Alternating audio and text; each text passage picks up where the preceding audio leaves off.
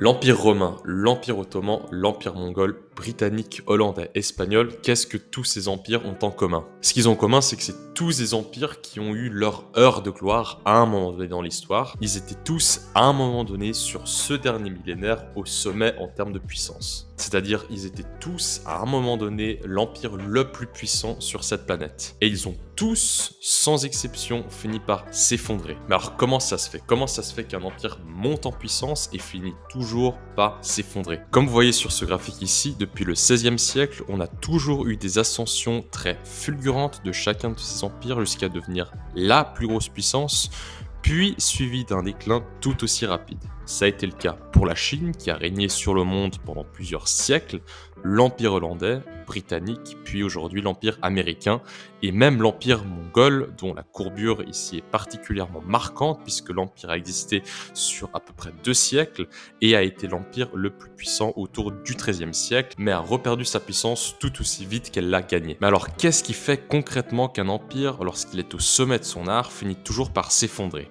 Ray Dalio, le gérant de l'un des plus grands hedge funds au monde et probablement l'un des meilleurs investisseurs de tous les temps, a sorti une théorie qui montre qu'il y a un pattern très clair, très prévisible et qui sont toujours les mêmes, peu importe les cycles, qui font que cette croissance et cette chute finit toujours par se répéter et qu'on peut du coup toujours l'anticiper parce que les signes annonciateurs sont toujours les mêmes.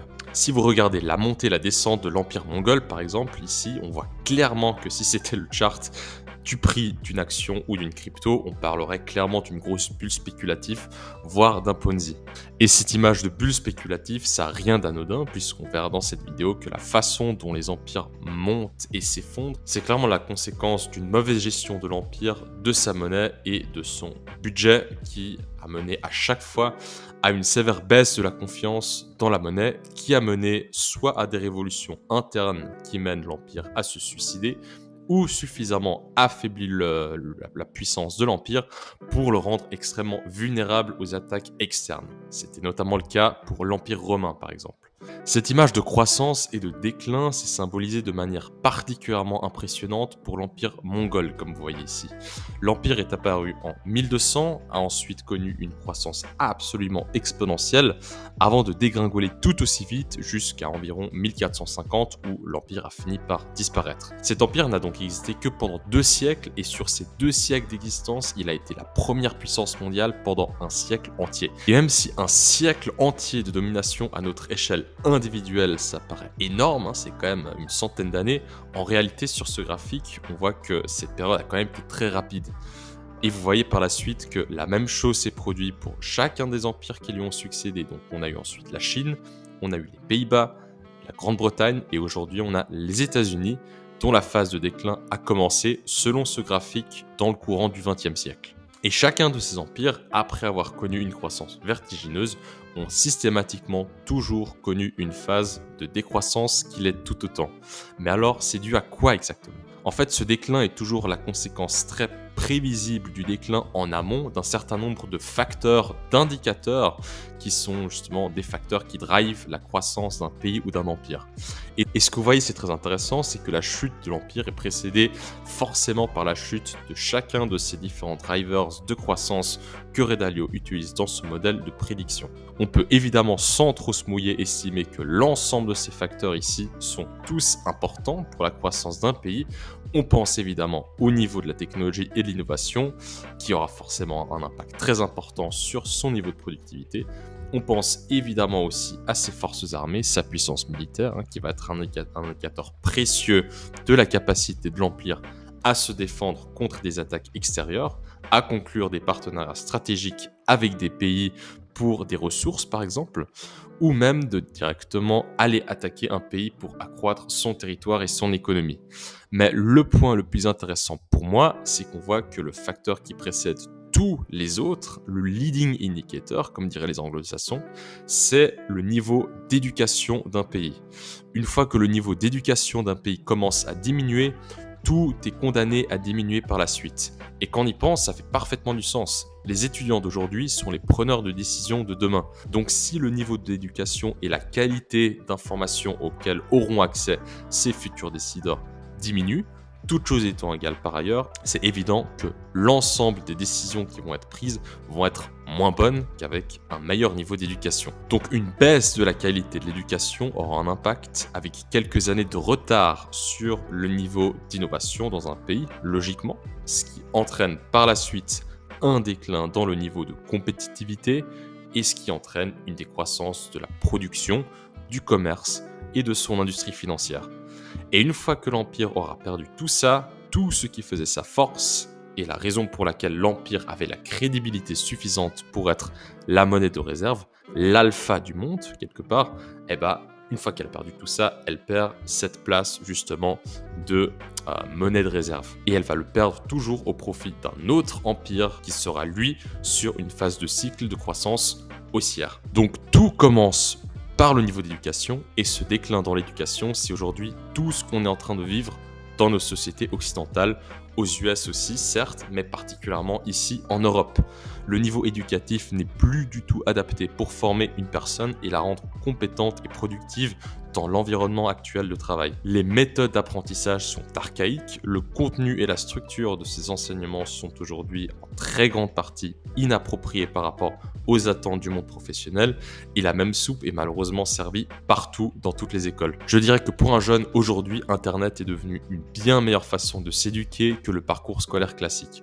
Aujourd'hui, si vous voulez devenir bon dans n'importe quel domaine, vous avez par exemple YouTube qui regorge de vidéos sur chacun de ces domaines qui vous permettront de devenir très bon dans ce domaine spécifique et de façon complètement gratuite et avec du contenu beaucoup mieux structuré parfois et dans tous les cas beaucoup plus adéquat que ce que l'on nous apprend à l'école.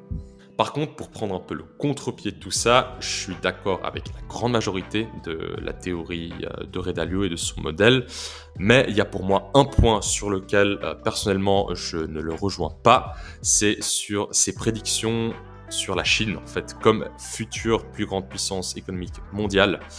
Il y a encore une quinzaine d'années, une vingtaine d'années, le monde pensait que la Chine allait devenir la plus grosse puissance mondiale et du coup dépasser les États-Unis. C'était un pari très tendance à l'époque et c'était une idée assez populaire dans l'opinion publique. Mais depuis, on a eu plusieurs catalystes qui montrent en fait une inversion structurelle de cette croissance, des événements qui pourraient ressembler à des petites erreurs de parcours, comme par exemple la faillite d'Evergrande, plus grand promoteur immobilier du pays, sont pour moi au contraire des signes vraiment structurels du déclin à venir de la Chine. Et pourquoi est-ce que c'est le cas ? Tout simplement parce qu'un pays en croissance est un pays qui construit beaucoup. Donc un pays qui croît a de facto un secteur de la construction extrêmement actif. Et ces dernières années, une part importante, une part en fait trop importante de la croissance chinoise venait du secteur de la construction. On est passé d'un modèle de « on est en croissance donc il faut construire » à un modèle « il faut continuer de construire pour croître ». Inévitablement, ça a mené à une suroffre immobilière tellement excessive que de nombreux immeubles entiers et terminés ont dû être détruits. Au-delà du gâchis que ça représente, c'est aussi et surtout un signe que la croissance chinoise a peut-être atteint un plateau. La Chine aurait pu, à un moment donné, peut-être dépasser les États-Unis, mais la première balle dans le pied dans lequel le pays s'est tiré, ça a été avec la mise en place de la politique de l'enfant unique en 1980. Ça a mené à une forte chute démographique de la Chine. Cet événement a mené à une très forte chute démographique de la Chine et on sait que la démographie c'est extrêmement important pour la croissance du pays, tout simplement parce qu'une population qui croît, ça va être de la consommation future. Et donc un pays qui décroît, ça veut dire une production qui diminue, une consommation qui diminue et donc forcément un pays en future décroissance également.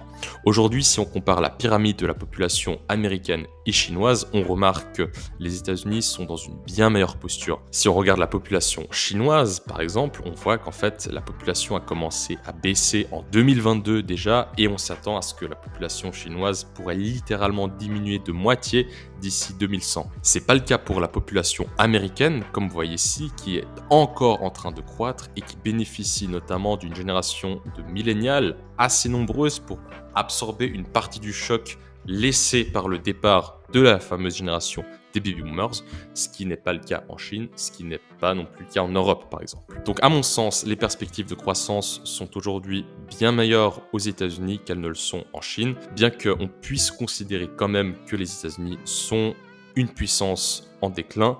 Pour moi, la Chine à elle seule ne sera pas capable de dépasser le niveau de dominance des États-Unis, tout simplement parce que pour moi, l'empire en guillemets chinois est en déclin encore plus rapide que celui des États-Unis. Par contre, il est possible qu'un partenariat entre les pays du BRICS, eux, puissent ensemble mettre fin à la dominance américaine et à l'hégémonie du dollar en créant un système de monnaie basé autour justement d'une monnaie BRICS si les conditions de commerce sont meilleures qu'avec le système dollar et que les échanges internationaux puissent rester aussi sécures qu'elles le sont actuellement, où le commerce mondial est aujourd'hui encore grandement assuré par la présence de la Navy américaine. Mais la Chine à elle seule n'a selon moi pas la puissance pour aller dépasser les États-Unis et n'auront probablement jamais cette puissance, du moins pas sur ce cycle. J'espère que cette vidéo vous a plu. Si c'est le cas, n'hésitez pas à mettre un petit like, à la partager, abonnez-vous si vous aimez mon contenu. Nous, on se retrouve très vite pour une prochaine vidéo. C'était Patrick de Sortita. Ciao!